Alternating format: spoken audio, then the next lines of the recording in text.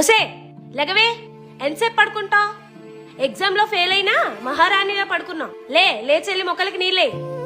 వీధిలో అందరికి నా కూతురు టాప్ ర్యాంక్ లో పాస్ అయిపోతుందని చెప్పుకున్నా. ఇప్పుడేమో ఇది ఫెయిల్ అయ్యింది. ఇప్పుడు నా మొహం ఎలా చూపించుకునేది? ఇంత అరుస్తున్నా ఇంకా పడుకున్నావేంటే? లెగు. లేచాను కదమ్మా. ఒసే లక్ష్మి, లక్ష్మి, లక్ష్మి,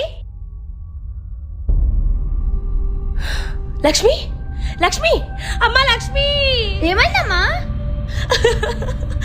అమ్మా లక్ష్మి. ఏమైందమ్మా? ఎందుకు? లక్ష్మి లే అమ్మా. లక్ష్మి, లక్ష్మి, అయ్యో లక్ష్మి లే అమ్మా. ఏంటి ఈ మార్క్స్? నిన్నెంత డబ్బు పోసి చదివించడం దండగా. ఏంటి గొడవ? ఈరోజు ఎగ్జామ్ రిజల్ట్స్ కదా, ఏమైంది? ఏం వెలగబెట్టిందో మీ కూతుర్నే అడగండి.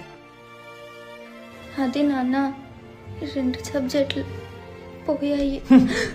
చదువుకోమంటే చదువుకోకుండా ఫోన్లు పట్టుకుని గెలిగితే ఇలానే ఉంటది. మళ్ళీ లైఫ్ లోని మగ్గున చూపించుకో, దరిద్ర కొడుతానా.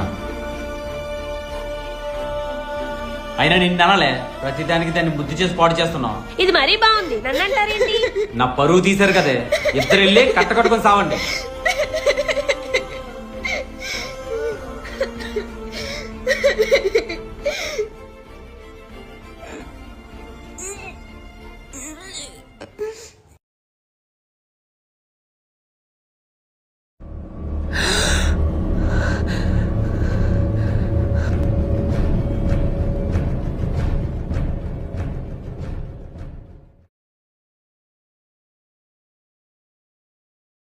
ఎందుకమ్మా అలా ఉన్నావు?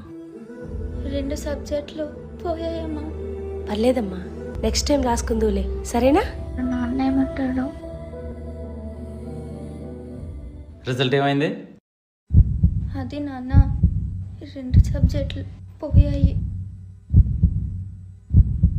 దీనికి బాధపడతారా తల్లి? నెక్స్ట్ టైం పాస్ అవుతావు కానీ. థ్యాంక్ యూ నాన్న. తల్లిదండ్రులకు పిల్లలకు మేము చెప్పాలనుకున్నది ఒకటే, మీరు కోపంలో తీసుకున్న నిర్ణయాల వల్ల ఒకరి జీవితం అక్కడితో అయిపోతుంది, లేదా ఒకరి జీవితాంతం గర్భశోకంతో ఏడుస్తున్నారు. అమ్మ నాన్న తిట్టారని కోపంలో చచ్చిపోయే నిర్ణయం తీసుకోవడం కాదు, దీని అమ్మ నెక్స్ట్ టైం ఖచ్చితంగా పాస్ అవ్వాలని కసి పెంచుకోండి. ఇదే మా SLS ఫిలిమ్స్ కోరిక.